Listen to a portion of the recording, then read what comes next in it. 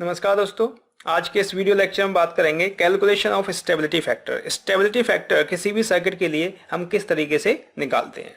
तो stability factor is useful in deciding whether a circuit is able to maintain collector current stable और not. तो stability factor की मदद से हम ये बता सकते हैं कि कोई सर्किट जो कलेक्टर करंट है उसे किस हद तक मेंटेन कर सकता है। Lower stability factor indicates better stability in collector current.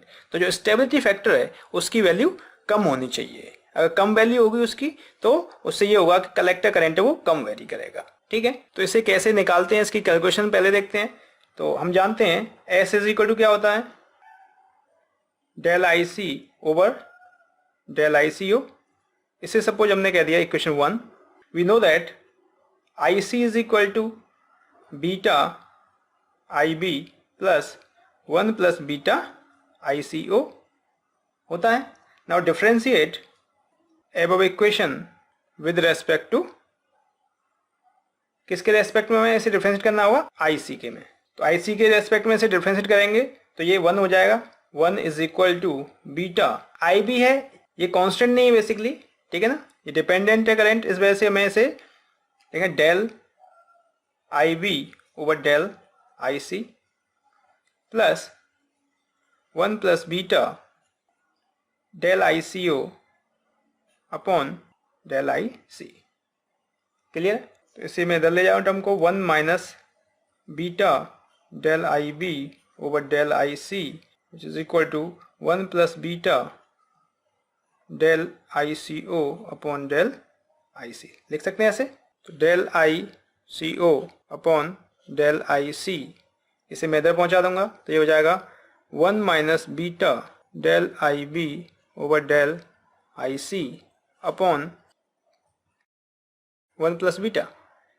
तो stability factor S is equal to del I C over del I C होता है, लेकिन यहाँ पर हमारे पास del I C O upon del I C है, तो इसे उल्टा करना होगा। तो मैं लिख सकता हूँ del I C upon del I C O. जब इसे मैं उल्टा करूँगा तो इधर भी उल्टा हो जाएगा, which is equal to 1 plus beta upon 1 minus beta del I B over del IC. So this is the expression for stability factor. Clear है? Del IB over del IC lies between 0 and -1. इसकी जो value है वो 0 या -1 हो सकती है। तो S की वैल्यू क्या हो जाएगी, S lies between, जब ये -1 हो जाएगा तो नीचे 1 प्लस बीटा हो जाएगा, तो उससे 1 मिल जाएगा, और जब ये 0 हो जाएगा तो 1 प्लस बीटा हो जाएगा। तो S lies between 1 and 1 plus beta. ठीक है, तो इसमें बेस्ट 1 होगा और वर्स्ट होगा, जो खराब होगा वो 1 प्लस बीटा होगा। तो ideally stability factor should be क्या होना चाहिए, 1। आइडियली इसकी वैल्यू 1 होनी चाहिए। तो क्लियर है कि स्टेबिलिटी फैक्टर हम कैसे कैलकुलेट करते हैं। तो ये तो थ्योरेटिकल डिस्कशन हो गया। अगर हमें कोई सर्किट दिया हुआ है तो उस सर्किट में आपको स्टेबिलिटी फैक्टर निकालना है, तो आप कैसे निकालेंगे। तो इसके लिए सबसे पहले हम स्टेप्स देख लेते हैं। तो फर्स्ट स्टेप है find expression for base current. जो बेस करंट होता है दैट इज आई बी, इसके लिए हमें एक्सप्रेशन निकालना होगा by using KVL in the suitable loop. और फिर जो आई बी निकाला है उसे हमें डिफरेंशिएट करना होगा विद रेस्पेक्ट टू आई सी। ठीक है, और तीसरा स्टेप होता है जो आपने डिफरेंशिएट करके निकाला है, इसे आप जो स्टेबिलिटी फैक्टर का फॉर्मूला होता है S is equal to 1 plus beta upon 1 minus beta del I B over del I C, इसमें पुट करना है। इस वैल्यू को यहाँ पे पुट करेंगे तो उससे आपको स्टेबिलिटी फैक्टर की वैल्यू मिल जाएगी। तो एक एग्जाम्पल लेते हैं, calculate stability factor for the given circuit. इसके लिए आपको स्टेबिलिटी फैक्टर निकालना है। तो सबसे पहले इसमें आप करंट मार्क कर लीजिए। इसमें करंट होगा आई सी, इसमें करंट होगा आई बी। करंट इधर से एंटर कर रहा है, यहाँ plus minus V V E, यहाँ पे ड्रॉप होगा, वी वी हो गया। अब हमने यहाँ से एक लूप लगाया इधर इस तरीके से, तो अप्लाई KVL इन लूप 1, क्या हो जाएगा, minus V C C plus I B R B plus V V E is equal to 0। तो आई बी क्या हो जाएगा, I B is equal to V C C minus V V E upon RB हो जाएगा। तो ये हो गया स्टेप 1, यहाँ पे लिख भी सकते हैं आप, स्टेप 1 हो गया ये। अब आपको स्टेप 2 करना है। स्टेप 2 में क्या करना है, इसे आपको डिफ्रेंशिएट करना है, del IB over del IC निकालना है। तो del IB over del IC, IB को आपने डिफ्रेंशिएट किया विद रेस्पेक्ट टू IC, तो IC का यहाँ पे कोई टर्म नहीं है, ठीक है ना, तो क्या हो जाएगा 0, ठीक है ना। Now put this value in stability factor. Step 3 जो हो जाएगा उसमें stability factor S is equal to क्या आ जाएगा, 1 plus beta upon 1 minus beta into ये वैल्यू है 0, तो 1 minus 0 which is equal to 1 plus beta, ठीक है। तो 1 प्लस बीटा तो सबसे खराब होता है, वर्स्ट होता है। तो बेसिकली इस सर्किट के लिए जो स्टेबिलिटी फैक्टर आता है दैट इज वर्स्ट, ठीक है ना। ये आप सर्किट पहचान पा रहे हैं, कौन सा सर्किट है ये, बायसिंग आपने पढ़ा होगा, तो उसमें कौन सा सर्किट है ये, फिक्स्ड बायस, ठीक है ना। तो फिक्स्ड बायस के लिए जो हमने स्टेबिलिटी फैक्टर निकाला वो एकदम खराब आ रहा है, वर्स्ट आ रहा है 1 प्लस बीटा, ठीक है ना। तो that is not suitable for biasing, क्योंकि उसका जो IC है वो सबसे ज़्यादा वैरी करेगा।